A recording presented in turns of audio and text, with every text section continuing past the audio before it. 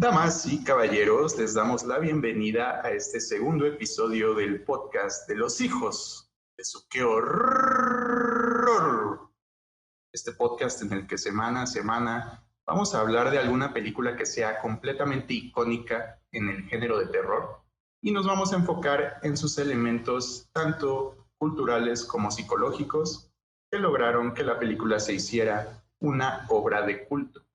Esta es una producción de Red Bandit Films SADCB, la página de Facebook de 35 milímetros y el canal de YouTube de Psicología y Neurociencia. Acompañándome como siempre, ustedes ya lo conocen, es el hijo de su qué horror número 2, nuestro psicólogo de confianza, el creador de Psicología y Neurociencia en YouTube, Guillermo Sastre García. ¿Cómo te ha tratado la vida en estos días, amigo? ¿Qué tal, amigo? ¿Cómo estás? Un gusto estar contigo otra vez en este programa. Así es. Muy bien, todo en orden. Ya sabes, precisamente trabajando mucho en el canal que bien mencionaste. Qué bueno, amigo, me da muchísimo gusto. Y fíjate, hermano, que me cuesta muchísimo trabajo creer que ya estemos en septiembre, que Claro. ya haya iniciado este mes patrio. Creo que ha sido un año que para mucha gente posiblemente se les haya ido muy rápido, para otros se les habrá ido un tanto lento, pero no cabe duda que me sorprende el paso del tiempo y el hecho de que ya estemos en el noveno mes del año, hermano. No, definitivamente. Y, por ejemplo, las personas que hemos estado en confinamiento, pues ya llevamos 6 meses, ¿no? Técnicamente ya llevamos la mitad del año haciendo trabajo desde casa o la escuela, ¿no? Totalmente, totalmente. Ya ha sido un ratote de estar encerrados, pero pues hay que seguir cuidándonos, hay que seguir teniendo las precauciones debidas, si es que tenemos que salir a alguna parte, si no, creo que lo mejor es quedarse en casita. Claro. Y pues quiero aprovechar este espacio para agradecerle a todos y cada uno de ustedes que escucharon el primer episodio de nuestro podcast la semana pasada. La verdad es que no esperábamos un recibimiento tan cálido. Le ha ido muy bien a este episodio. Y creo, hermano, no sé qué opines, pero creo que tanto tú como yo conocemos gente cercana a nosotros, gente que es muy querida, que escuchó el episodio y pues nos dio sus comentarios, entonces se los agradecemos Claro. infinitamente. Muchas gracias, sí.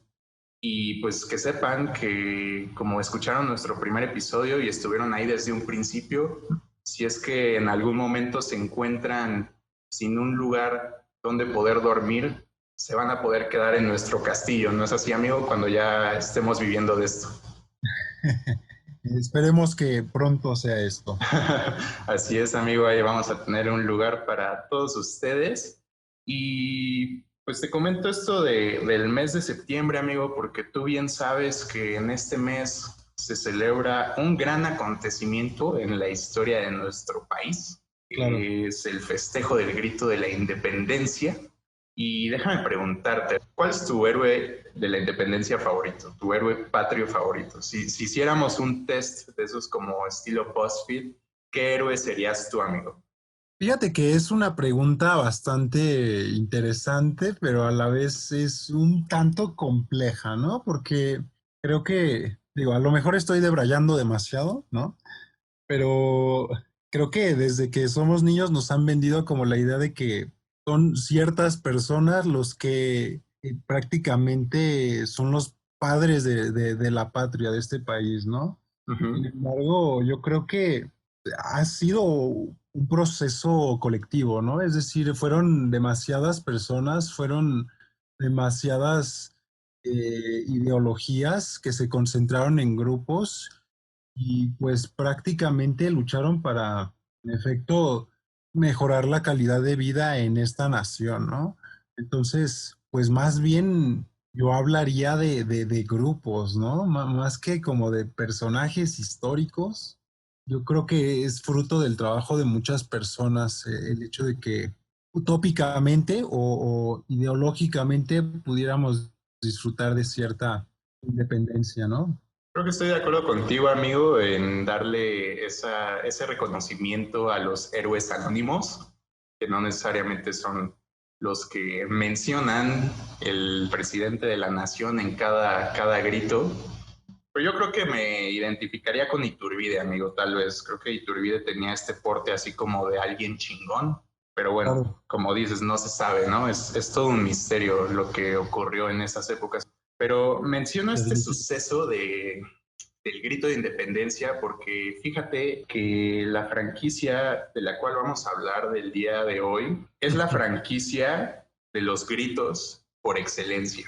Y vamos a romper un poco nuestras propias reglas porque yo sé que en el episodio pasado hicimos la mención pues de que hablaríamos en su mayoría de películas ochenteras, pero la verdad y sobre todo en este subgénero slasher hay una que otra película que merece reconocimiento y pues que fueron películas que no necesariamente salieron en los 80s, tal vez salieron a finales de la década de los 70s, como cierta película de la cual hablaremos más adelante, o posiblemente hayan salido ya en la década de los 90s, amigo, como es el caso de esta serie de películas que vamos a tocar el día de hoy.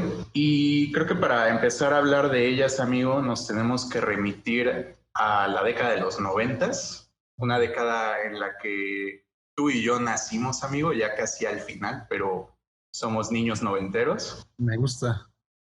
Y precisamente, amigo, creo que es una época en la que había un dominio muy marcado por las Spice Girls en el radio y por Friends en la televisión.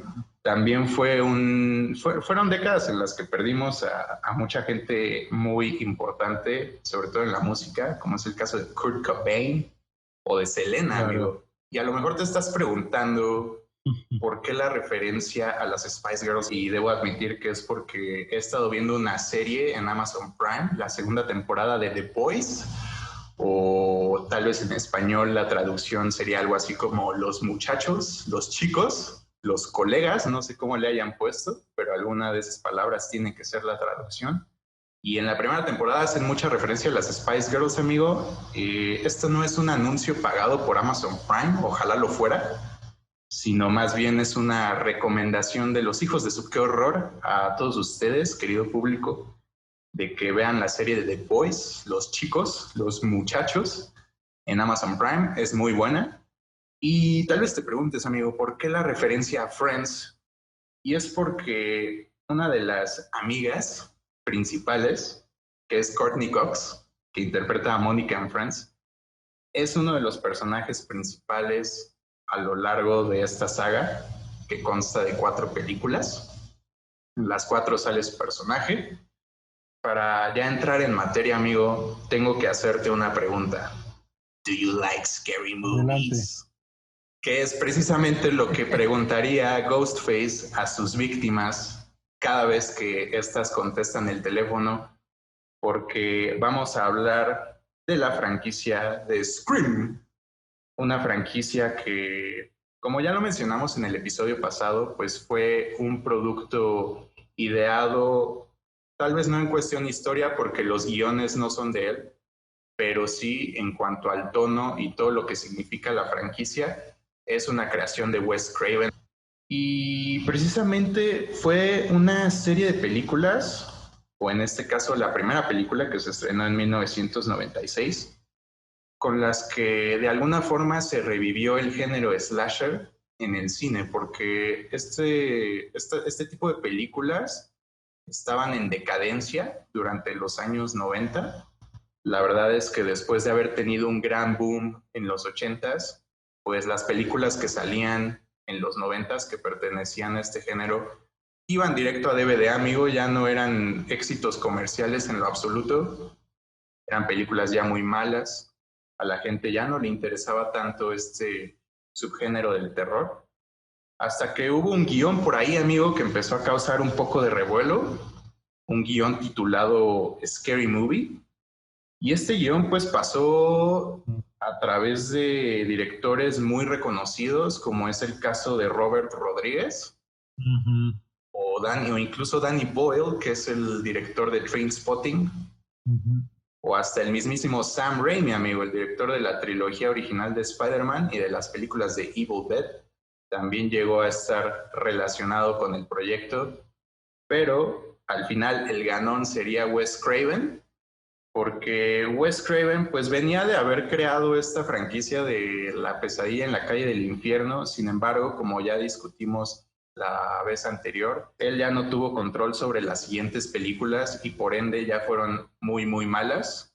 Y en este caso, amigo, creo que es la única excepción, al menos en este género, de que las 4 películas fueron dirigidas por Wes Craven. A pesar de que los guiones no eran suyos, el guionista se llama Kevin Williamson, pues Wes Craven como que captó perfectamente cuál era el tono de esta película y se convirtieron en todo un éxito. Se trata de la primera película, es la película con más recaudación en el cine slasher, en taquilla. La hicieron con un presupuesto de 15 millones y lograron recaudar 103 millones en Estados Unidos solamente y 170 millones alrededor del mundo. Evidentemente habría secuelas y todas y cada una de ellas siguió recaudando bastante dinero. Cuéntame tú, ¿qué opinas de esta franquicia? ¿Cuál fue tu primer acercamiento? ¿Ya las habías visto? ¿Ya las conocías? ¿O no las tenías como muy presentes? ¿Qué opinas tú de Scream? Fíjate que tuve la oportunidad de verlas también cuando era adolescente. Mm, ya las tenía un poco en el olvido. La verdad es que son películas que vi una vez y prácticamente ya no volví a estar interesado en ellas. Sin embargo, pues más allá de, vamos a decirlo, la historia, pues tenemos que aceptar que Ghostface es todo un icono de la cultura popular, ¿no? Sobre todo de la cultura de los 90 y de principios de los años 2000, ¿no? Era muy común, es muy común ver el disfraz todavía en épocas de Halloween, ¿no? O en ciertas fiestas de disfraces. Al menos una persona va a estar disfrazada de Ghostface, ¿no? Me parece interesante el fenómeno que produjo fue prácticamente muy importante, ¿no? O sea, realmente marcó una generación, definitivamente. Si no es que hasta más de una.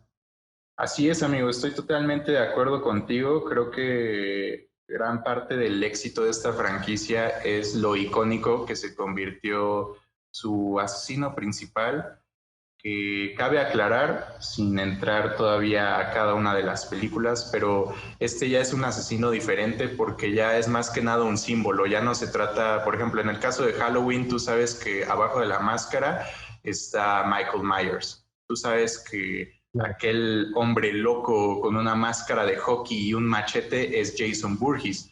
Pero en este caso de Ghostface puede ser cualquiera de los personajes. Es uno de los grandes aciertos de las películas, que siempre tratan como con mucho respeto este misterio de quién es el asesino y pues obviamente es en lo que se fundamenta cada una de estas películas. Es parte como de la experiencia, el descubrir quién en esta ocasión va a ser el que esté haciendo los asesinatos vestido de Ghostface. Creo que por el nombre es muy reconocible, pero tal vez haya gente que no sepa exactamente quién sea Ghostface. Ghostface es este personaje encapuchado que asemeja mucho a la muerte, pero en realidad la máscara, por lo que nos indica su nombre, pues es la de un fantasma y es una máscara que está inspirada en la famosísima pintura de Edward Munch que se titula El Grito. Es este asesino que podría ser cualquiera y que nuevamente está acechando a un grupo de chicos en el pueblo de Woodsboro. Chicos, en la primera película pues son de preparatoria, ya después empiezan a crecer, pero como bien dices, amigo, se convirtió en todo un ícono. Yo aún tengo fotos de mi primaria en las que, si bien tal vez a esa edad no había visto las películas como en el caso de las de Freddy Krueger, pues sí conocía muy bien quién era Ghostface porque tenía un disfrazito de Ghostface que siempre me llevaba a la escuela en las fiestas de Halloween, amigo. y por ahí hay fotos que lo demuestran. Y pues como dices, ¿no? Es un disfraz clásico, es un disfraz que vas a ver en muchísimas fiestas de Halloween, incluso contemporáneas. Mi opinión personal es que siento que son de esas películas que muchas veces se nos olvidan, sobre todo en un género tan vasto como es el terror y pues las películas de slasher. Como que es muy fácil que pase desapercibida la saga de Scream, sin embargo yo sí iría al extremo de llamarla una joya infravalorada, sobre todo la primera película, porque es una película, amigo, que no solamente es una carta de amor al cine slasher, sino que tiene esta especie como de sentido del humor muy especial. La película tiene cierta comedia, pero no es comedia que llega a la parodia, como veríamos después con la película, pues que yo creo que todo el mundo conoce, Scary Movie, la serie de películas de Scary Movie. Obviamente una gran influencia para que existieran esas películas, pues fueron las películas de Scream y el mismísimo Ghostface. Y en la misma película hay comedia, pero es comedia que no te saca de la película. Es comedia que está justificada y tiene un sentido del humor muy particular. Es como un sentido del humor más como estilo Twin Peaks, como un humor un poco más incómodo, por llamarlo de alguna forma. Sí, claro. Y más allá de eso, creo que la película hace un gran trabajo siendo metareferencial. Y tal vez este sea un término con el que muchas personas puede que no estén familiarizadas, pero básicamente cuando algo es metareferencial, nos estamos refiriendo a algo que se autorreferencia a sí mismo. Algo que a través de chistes, de comentarios, de gags visuales, todo tipo de elementos que se pueden incluir, nos deja entender que es una película que está como muy consciente de sí misma. ¿A qué me refiero con esto? En las películas de Scream se hacen muchísimas referencias al cine slasher. Para empezar, pues el asesino en sí mismo es algo salido de una película slasher, es un asesino enmascarado que está acechando a un grupo de chicos. En la primera película, pues se trata de Sidney Prescott, Billy, Stu, el policía novato llamado Dewey, y de una reportera que se llama Gail Weathers, que es precisamente el personaje que interpreta Courtney Cox. Y todos ellos se van a ver inmiscuidos en esta serie de asesinatos que fueron llevados a cabo por una figura encapuchada que es el mismísimo Ghostface. Y gran parte, como lo mencionaba anteriormente, del misterio de estas películas es descubrir quién es el asesino. Y la película hace un gran trabajo en esto porque todo el tiempo te están dando pistas falsas de quién podría ser el asesino. Un ejemplo muy claro es cuando Sidney, que es nuestra personaje principal, está en la escuela y es atacada por Ghostface en el baño de mujeres. Se hace un énfasis en las botas de Ghostface, que se ve cómo bajan pues de la taza del baño literalmente. Y posteriormente, ya una vez que sucede el ataque y todo, vemos que los policías obviamente ya están investigando el caso y hay un policía en particular que está hablando con Dewey y la película, o más bien Wes Craven, no, decide hacer énfasis en los zapatos de este policía, como si se tratara de la misma persona, como si el policía fuera el asesino, y resulta que no, amigo, esa es solo una de las múltiples pistas falsas que te da la película para que la propia audiencia todo el tiempo esté sacando conclusiones y entonces venga como ese giro de tuerca y pues que la gente que esté viendo la película básicamente pueda mantenerse interesada. Y también, como mencionábamos, tiene muchísimas referencias al cine de terror y al cine slasher. Para empezar, Billy, que es el novio de Sidney, se llama Billy Loomis, que es una referencia al Doctor Loomis de Halloween. Obviamente los personajes hacen muchísimas referencias a las películas de terror de asesinos. De hecho, en una fiesta literalmente están viendo Halloween. Y, por ejemplo, esta escena inicial de Scream 1, que es muy icónica, es donde sale Drew Barrymore, que era básicamente la actriz más reconocida de todos los que estaban trabajando en esa película. Y entonces la película hace una referencia a Psycho, a Psicosis de Alfred Hitchcock, al matar a la actriz más famosa de tu cast. en los primeros 5 minutos, en esta escena que para mí es muy icónica, amigo. Creo que es una escena que ejemplifica perfectamente por qué la saga de Scream es especial, por qué no es lo mismo de siempre. Pues nuevamente es como un producto muy metareferencial. Todo el tiempo se están haciendo referencias a estas películas de terror, a los personajes, a las reglas del cine de terror, las reglas que supuestamente los personajes deberían de seguir para no morir en una película de terror.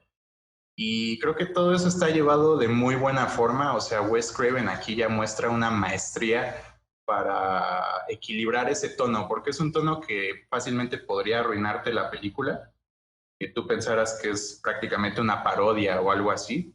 Y no, totalmente no, amigo. Para mí creo que es algo que incluso mejora la experiencia de estar viendo esta serie de películas. Y pues es un sentido del humor muy del universo de Scream, pero que le queda muy bien, vaya. Sí, definitivamente. Definitivamente el, el humor es algo bastante icónico en la película. Pues precisamente en esta película, digo, para quienes no la hayan visto, la verdad es que estamos a punto de quemar pues el gran misterio de la película, que es quién está detrás de la máscara de Ghostface, quién está llevando a cabo todos estos asesinatos. Pero a final de cuentas, pues se trataba del mismísimo novio de Sidney, de Billy Loomis, y de un amigo suyo que es Stu, que es interpretado por Matthew Lillard, que es Shaggy en las películas live action de Scooby-Doo. Precisamente quería preguntarte, amigo, ¿cuál es tu opinión como psicólogo de esta tesis que maneja en sí? Es una idea que vemos reflejada en todas las demás películas, pero creo que empieza desde la primera película, que es el hecho de, pues, de estos jóvenes que tal vez tienen acceso a toda esta gama de contenido audiovisual violento, vamos a llamarle así, ya llámese películas de acción, películas de terror, series, incluso el mismo noticiero muchas veces puede llegar a ser muy violento, y que precisamente se maneja esta clase como de crítica social de el hecho, o más bien esa es la idea, ¿no? ¿Qué tanto influye esto que los chicos ven en la televisión y en el cine y donde quieras en las acciones que llevan a cabo en su día a día? Llámese literalmente asesinar a alguien o maltratar a alguien, abusar de alguien, etcétera, etcétera.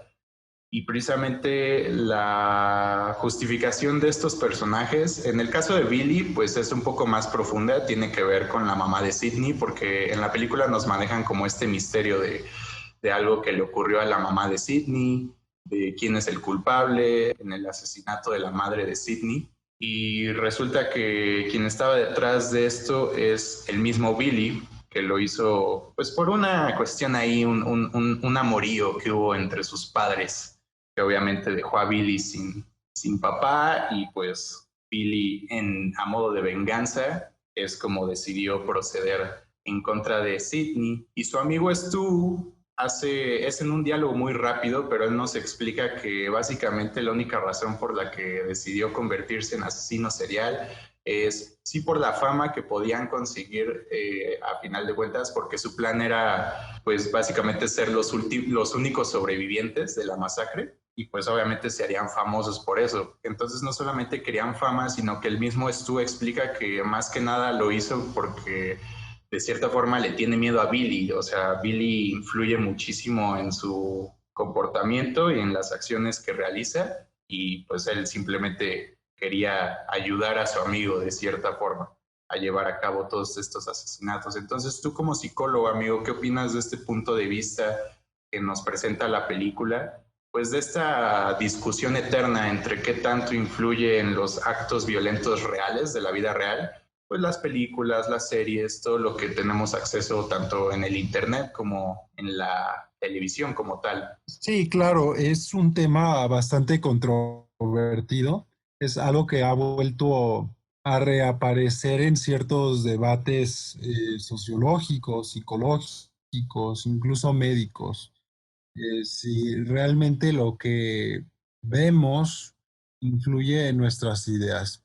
Esta es una situación que ya se había estudiado y de hecho se comprobó en los años 30. La psicología conductista, en efecto dio en el clavo.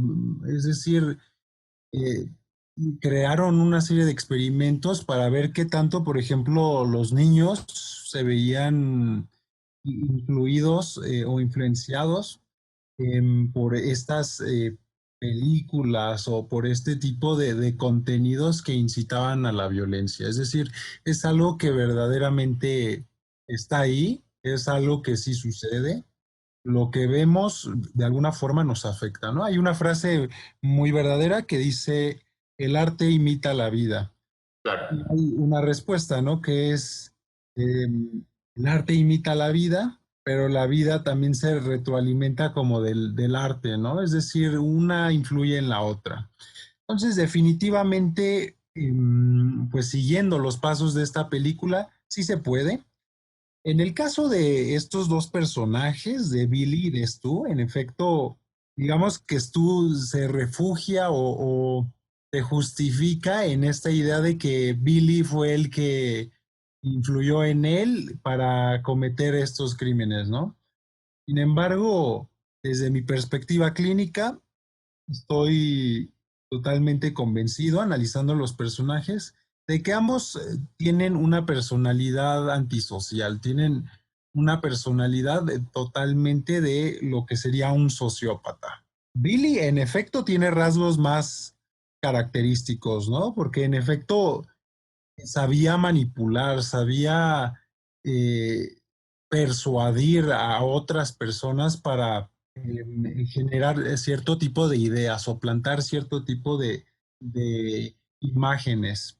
Sin embargo, pues Stu también tiene gran parte de estos rasgos antisociales. Y tanto es que, en efecto, tú lo mencionaste, más allá de los motivos por los que Billy comienza esta cacería, esta serie de crímenes, pues realmente lo que deseaban era un reconocimiento, ¿no? Y esto es totalmente real, esto se ha visto en diferentes casos de asesinos seriales reales, en donde una de las motivaciones centrales para cometer los crímenes es el reconocimiento. De alguna forma es un mecanismo narcisista, el hecho de decir, fui muy inteligente al momento de cometer estos crímenes y además lo hice de una forma en la que nadie más lo había hecho. Es decir, realmente es hasta una competencia, ¿no?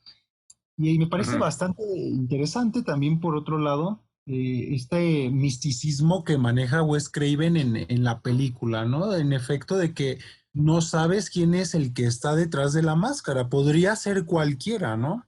Y vuelvo un poco a lo mismo, a la idea que mencioné en el podcast pasado, donde hablamos un poquito sobre Freddy Krueger, sobre quién es Freddy Krueger, ¿no? En ciertos momentos pareciera que ciertos personajes pueden llegar a ser tan malvados como Freddy Krueger, ¿no? Y en esta película, en este caso, pues prácticamente no podría saber realmente quién es el asesino, ¿no? Porque como que todos los personajes tienen ahí una especie como de vibra o de mecanismo oscuro, por así decirlo. Y de hecho es yo creo que la idea que quería dar Craven, ¿no? Esta idea como de que cualquiera podría ser el asesino Ghostface.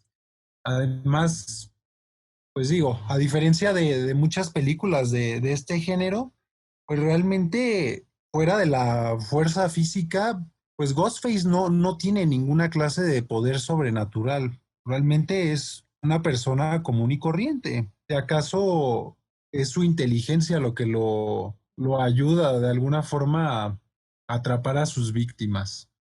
Creo que ese es otro acierto de esta película, un gran acierto de la saga de Scream en general, es ese hecho, ¿no? De que precisamente como cualquier persona puede estar detrás de la máscara de Ghostface, pues es un villano hasta cierto punto que tiene fallas, que muchas veces vemos como los mismos personajes lo golpean, le azotan la puerta, lo tiran por las escaleras, o sea, es un Lo villano hacen, muy...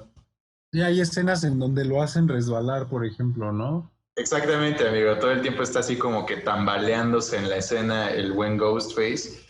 Que digo, también lo hace un poco gracioso en ese sentido, pero a final de cuentas es dar a entender eso, ¿no? Que precisamente en las 4 películas se trata de gente que, pues a final de cuentas no son asesinos profesionales, por así decirlo, simplemente tienen algún trastorno mental, que es lo que los orilla a realizar todas estas fechorías. Y pues para cerrar la primera película, amigo, yo insisto en que tiene un gran sentido del humor en general. Creo que el tono está manejado de manera perfecta, porque es una película que te entretiene sin llegar a ser graciosa en el sentido de que sea tan mala que te da risa, sino que sigue siendo entretenida, los giros son muy buenos y pues lo que dices, amigo, ¿no? A través de estas técnicas, tanto de fotografía como hasta del mismo montaje, Wes Craven todo el tiempo te está tirando pistas falsas de quién podría llegar a ser el asesino. Claro. Y pues hay un cameo muy bueno, de hecho, del mismísimo Wes Craven. Sale como un conserje en la escuela limpiando el piso y pues está vestido de Freddy Krueger, básicamente. Tiene un suéter de franjas rojas y verdes. Está muy gracioso ese cameo.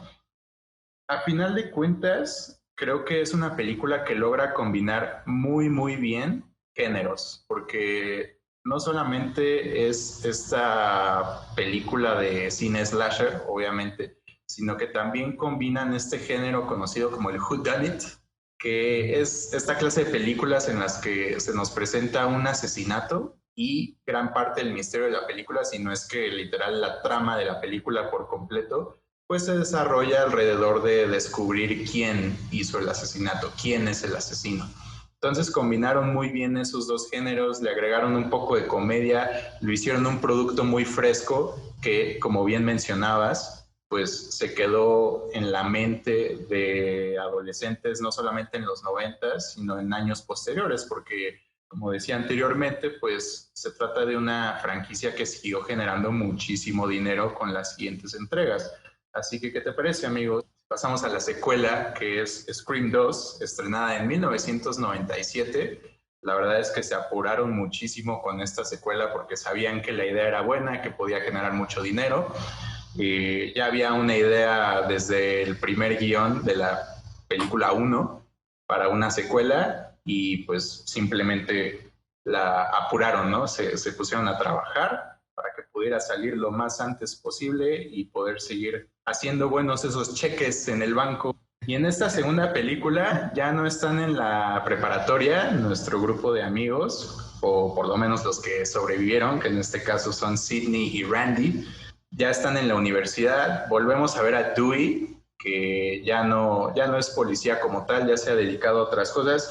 Y Gail Weathers precisamente alcanzó ya la fama en esta segunda película porque al estar involucrada pues en los eventos de la primera película, ella escribió un libro sobre los asesinatos y es un libro que adaptaron en una película. O sea, esto es a lo que me refería un poco con el humor metareferencial. En la película 2 de Scream ya se nos muestra que los eventos de la película 1 los adaptaron en una película falsa que está en cines y que está haciendo un éxito total en taquilla. Y es parte como de este humor metareferencial que ya mencionábamos antes, el hecho de que en la peli que tú estás viendo están filmando una película falsa. Es como si yo hiciera un podcast de este podcast. Entonces, a mí me gusta mucho esa clase de humor, esa clase de referencias se me hacen muy buenas y es precisamente gran parte de la tesis que maneja en Scream 2 Wes Craven y el guionista Kevin Williamson, que es el hecho de, pues, qué tan justo es que se estén haciendo películas y se esté lucrando de cierta forma con estos eventos tan traumáticos que le ocurrieron a Sidney, sobre todo. O sea, son personajes que a final de cuentas les tocó sufrir a Ghostface en la primera película, pero pues Sidney siempre es la que está relacionada con Ghostface de alguna forma. Entonces se trata mucho este punto de vista de qué tan bueno, qué tan malo es eso, ¿no? De que se estén haciendo ya productos audiovisuales, como el caso de películas, sobre historias que pues son tragedias a final de cuentas. Otro chiste muy metareferencial que hay en esta película es que pues ya están en la universidad, entonces hay personajes que están tomando clases de cine y precisamente están discutiendo que las secuelas nunca son buenas o que muy poquitas secuelas superan a la película original. Entonces es un comentario interesante que a lo mejor la película está haciendo sobre sí misma. Y pues ya en esta película creo que fue una buena secuela. Creo que las tres películas que quedan, que son Scream 2, 3 y 4, siguieron siendo muy buenas. Tal vez no tanto como la uno, pero sí seguían siendo muy buenas, seguían siendo muy inventivas, se seguían sintiendo muy frescas realmente, como que no había nada que se le pareciera en el cine en esos momentos. Y pues aquí ya se toca otro tipo de temas, como el que ya mencionaba de pues las películas estas falsas que se hacen sobre estos asesinatos, sobre las reglas de la secuela, así como en la primera película hablan de las reglas de una película de terror, pues aquí hablan de las reglas de la secuela, que obviamente ya tu cuenta de cuerpos, tu cuenta de asesinatos ya va a ser mucho más grande en ese sentido. Tienen que mejorar los asesinatos, tienen que ser más sangrientos también. Y pues a mí se me hizo muy buena. No sé tú qué opinas de esta segunda película.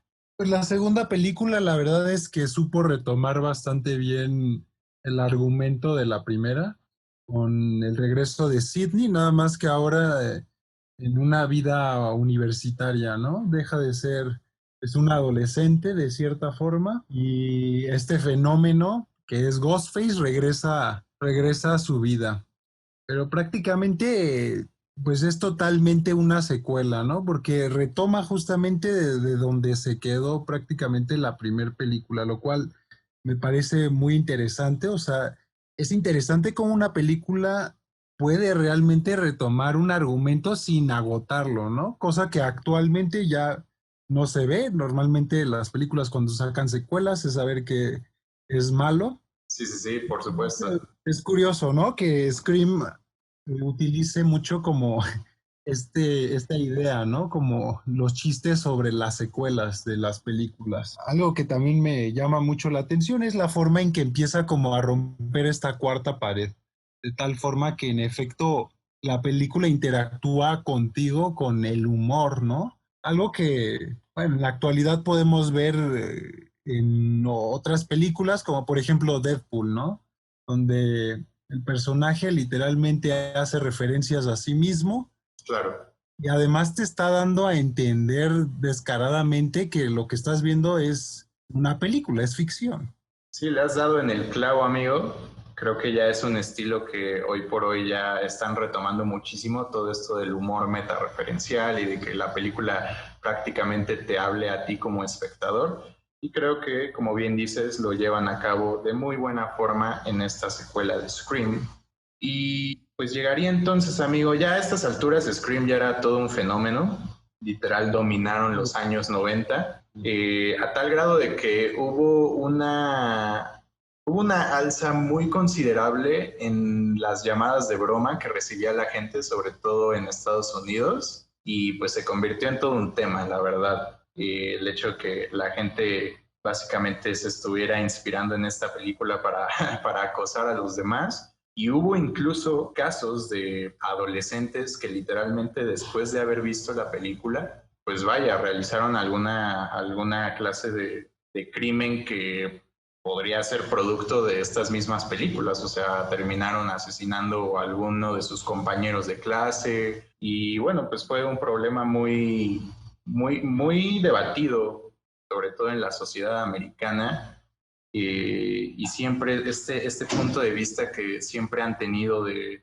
qué tanto influye la televisión en las mentes de los pequeños americanos cuando se trata de un país que pues literalmente vende armas en el supermercado. Entonces creo que es una película que de cierta forma le dio chispa a esas discusiones, a esos debates y pues vaya, fue un poco controvertida en ese sentido. Así que en los años 2000, amigo, literalmente en el año 2000 llegaría Scream 3, en la que pues regresarían los tres personajes que se mantuvieron constantes a lo largo de todas estas películas, que son Sidney Prescott, el personaje de Dewey y el personaje de Gale Weathers, que es la reportera. Regresarían los tres Y ya la historia de esta película, amigo, de esta tercera entrega, es de que en las películas falsas que se están produciendo en el universo de Scream, retratando los asesinatos de Ghostface, ya van en la película número 3.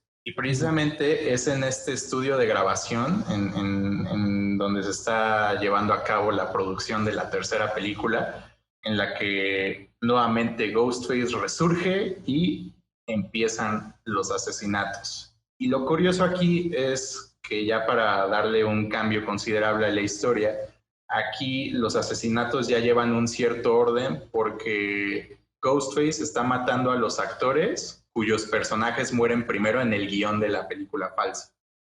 Entonces ya va siguiendo como literalmente el guión de la película en ese sentido, de que los asesinatos ya tienen cierto orden y pues a final de cuentas se juega mucho como con esta...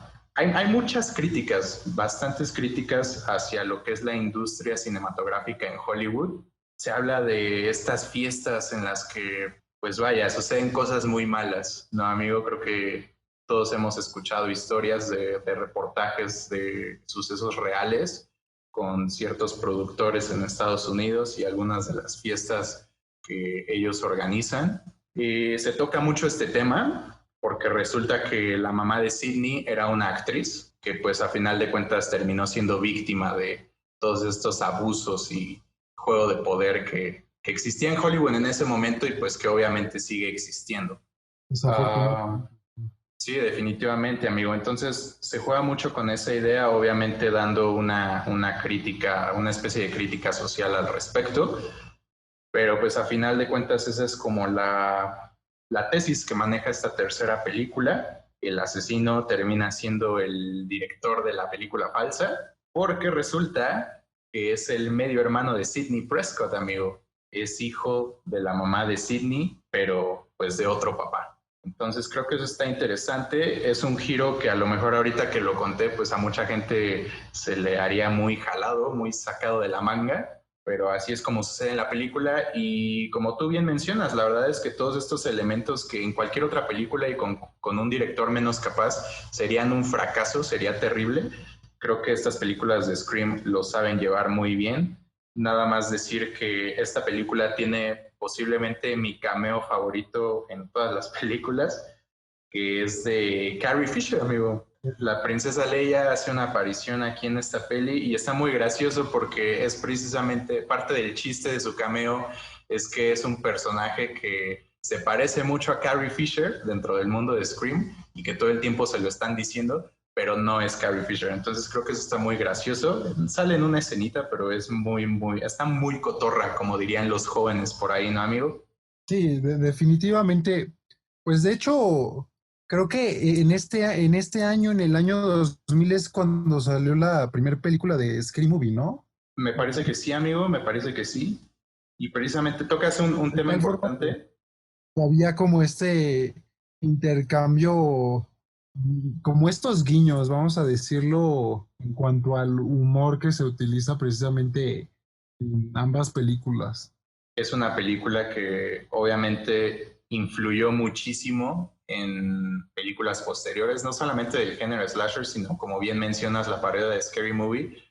Es precisamente como se llamaba Scream originalmente, Scary Movie, ya después le cambiaron el nombre y precisamente la parodia de todas estas películas pues rescataría el nombre de Scary Movie.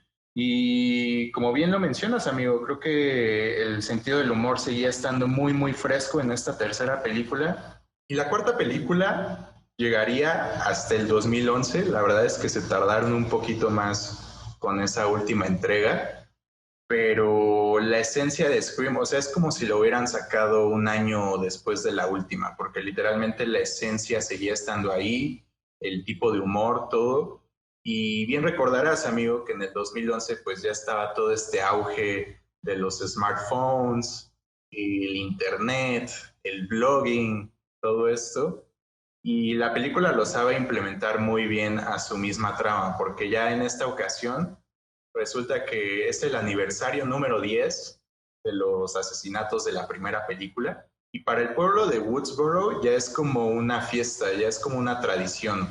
toda esta, pues obviamente la mitología que existe de los asesinatos en sí y sumado a las películas falsas que se produjeron al respecto, porque ya en esta cuarta película de Scream ya van como en la película número 7 de las películas falsas que retratan estos asesinatos, que es obviamente otra burla a pues la frecuencia con la que Hollywood saca secuelas por doquier, ¿no, amigos? Sobre todo de una película de terror. Son películas que ya no tienen mucho sentido. Entonces, la película se burla mucho de esto. Pues la historia va básicamente de eso. Es el aniversario número 10 de los asesinatos. Sidney ya se está dedicando a otra cosa completamente distinta. Dewey ya regresó a la policía y pues Gale Weathers está buscando como qué otra gran historia puede reportar para regresar un poco a la fama que pudo experimentar en películas pasadas. Gale y Dewey están casados. Y aquí ya se nos introducen a nuevos personajes, amigo, en específico a la prima de Sidney, interpretada por Emma Roberts, que ya es un punto de vista todavía un poco más joven, en el sentido de que pues son adolescentes, ella y sus amigas son adolescentes hasta de menor edad que pues los de la primera película, y todos ellos a final de cuentas se ven involucrados en un resurgimiento de Ghostface y de estos asesinatos, solo que aquí ya hay una crítica mucho más severa, diría yo,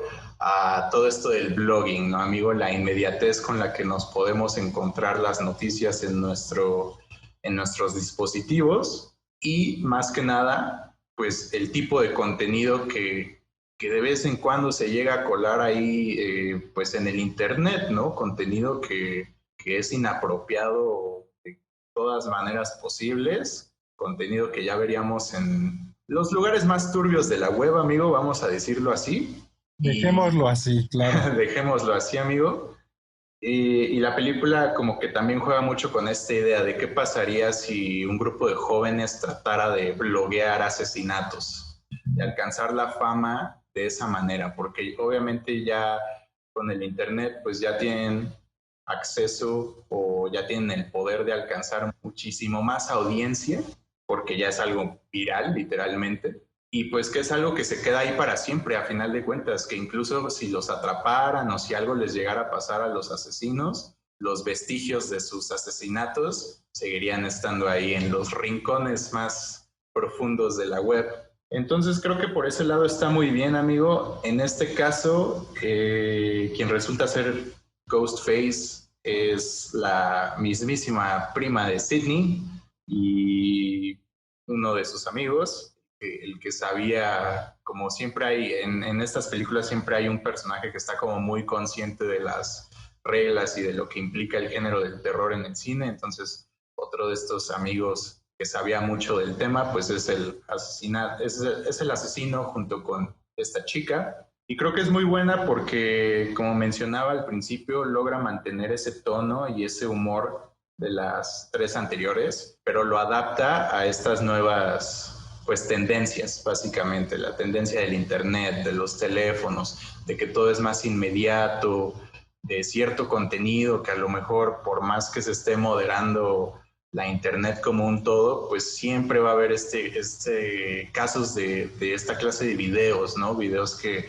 literalmente pues hasta un niño podría tener acceso a ellos si sabe dónde buscar, y pues de lo turbio y macabro que significa todo eso, ¿no, amigo? El hecho de que estemos como tan expuestos a esa clase de contenido y que es contenido que cualquiera puede estar haciendo en cualquier momento. Creo que hay muchísimos documentales en Netflix, por ejemplo, de gente que pues literalmente utiliza las redes para darle difusión a toda esta clase de actos malvados, ¿no? Como el caso de estar pues maltratando animales o incluso hasta matarlos, y ya a extremos de que ya no sean animales, sino que ya sea gente, de que ya sean personas reales. Entonces, eso está interesante. Obviamente la película pues lo maneja con ciertas reservas porque pues la tecnología en ese momento no estaba al nivel en el que está hoy en día,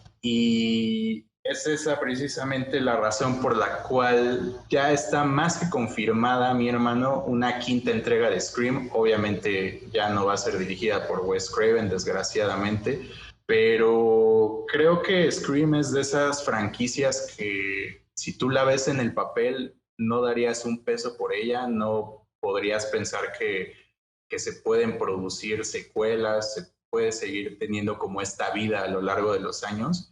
Y creo que han demostrado todo lo contrario, porque inclusive, si bien no han salido nuevas películas desde el 2011, sí se convirtió en serie, una serie producida por MTV. Y creo que seguía habiendo de cierta forma este público que quería ver pues qué pasaba con la franquicia, porque a final de cuentas es una franquicia que alcanzó un estatus de culto, no solamente porque es un producto de Wes Craven esencialmente, que es un maestro del terror, sino que, pues un poco lo que mencionábamos antes, el mismo humor que maneja la franquicia, la forma en la que están hechas las películas, porque son películas que están escritas de manera inteligente, no es esta típica película de terror que subestima a su audiencia, que los trata como si fueran estúpidos, amigo, sino que todo el tiempo como que están ideando formas de que si bien hay una fórmula detrás de todas estas películas, que es la que mencionábamos, de descubrir quién es el asesino, pues todo el tiempo saben cómo darle unos buenos giros para mantener esa frescura y para que tú como audiencia no te sientas perdido y no sientas que estás viendo algo que ya viste miles de veces. Ese es el que yo diría que es el principal atractivo de esta franquicia de Scream. Creo que son películas muy entretenidas, no se van a aburrir si un día deciden maratonearlas todas. Y pues tú, ¿qué podrías concluir al respecto de esta franquicia? Bueno, definitivamente, como lo mencioné, realmente en cuestión psicológica no hay una gran profundidad en la historia, como ya lo mencioné, realmente es más bien el fenómeno cultural, el impacto que tuvo, lo que es interesante de analizar. Y bueno, a mí en lo personal no es mi franquicia favorita, no es mi villano más, de alguna forma, favorito, Uh -huh. ¿no? De estas películas de horror. Y bueno, veremos a ver qué tal se va desarrollando esta quinta entrega. Como tú bien lo mencionaste, la cuarta película pues habla mucho como de esta nueva era tecnológica. Prácticamente las primeras películas de Scream era el villano, pues un trastornado, un enfermo con un teléfono. En la actualidad es como otra gente trastornada con tecnología. Entonces, veremos a ver qué giro le dan en cuanto a pues la nueva entrega, ¿no, amigo?